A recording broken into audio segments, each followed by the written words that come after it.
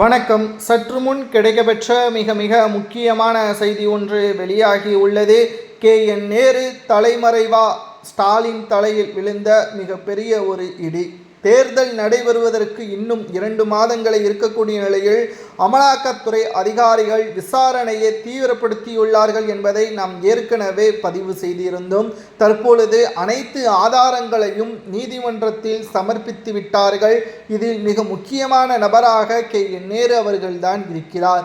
இதில் எப்படி அவர் சிக்கினார் என்றால், சமீபத்தில் திருப்பதியில் சுமார் 35 லட்சம் நன்கொடை கொடுத்தார் அல்லவா, அதில் முதலில் தான் கொடுத்ததாகவும் அதற்கு பிறகு தனது குடும்பத்தினர்கள் கொடுத்ததாகவும் அந்தர்வல்டி அடித்தார். விசாரணை அவர்களது குடும்பத்தில் இருந்து பெறப்பட்டது.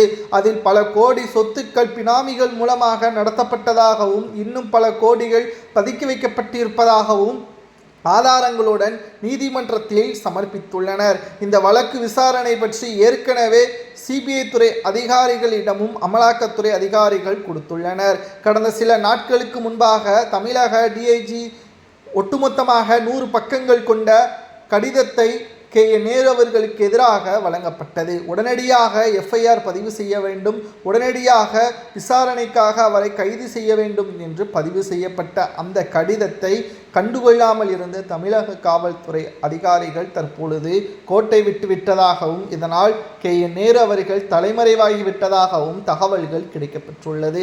தேர்தலுக்கு முன்பாக இவர் கைது நடவடிக்கை மேற்கொண்டார். இதுதான் எதிர்க்கட்சிக்கு மிகப்பெரிய ஒரு தீனியாக அமையும். ஏனென்றால் எதிர்க்கட்சிகள் இதை வைத்து அரசியலை செய்ய ஆரம்பிப்பார்கள்.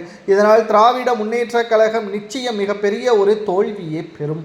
சுமார் 4500 கோடி வரை சொத்துக்களை வைத்திருப்பதாகவும் கடந்த 4.5 ஆண்டுகளில் மட்டும் ஒரு அரசு வேலைக்காக 30 முதல் 45 லட்சம் என்றும், வேலையில் மாற்றங்கள் ஏற்படுவதற்கு 15 லட்சம் என்றும், இடமாற்றம் ஏற்படுவதற்கு 20 லட்சம் என்றும் பல கோடிகளை சம்பாதித்துள்ளார் KN நேரு என்று பல்வேறு குற்றச்சாட்டுகளும் பதிவு செய்யப்பட்டுள்ளது.